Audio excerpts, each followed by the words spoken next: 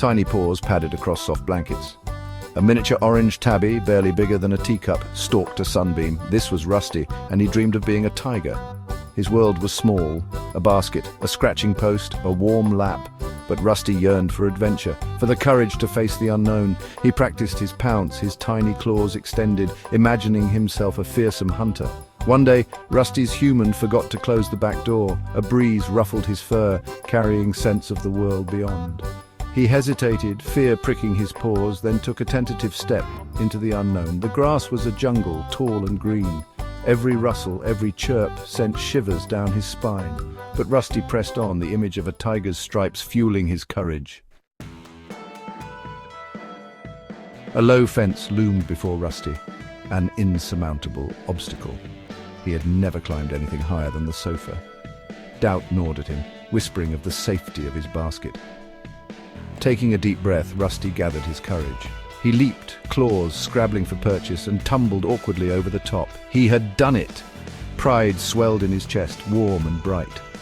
The backyard was a vast expanse filled with strange smells and sounds. A butterfly, wings painted like jewels, fluttered past. Rusty, emboldened, batted at it with a playful paw. As the sun began to set, casting long shadows, fear crept back into Rusty's heart. He missed the familiar comfort of his human's lap, but he had faced the unknown and emerged stronger.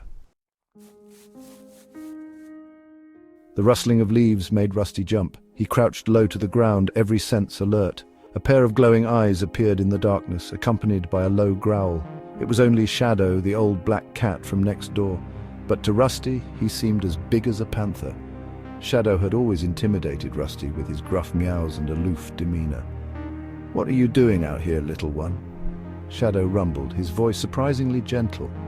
Rusty, mustering his courage, explained his dream of becoming brave like a tiger.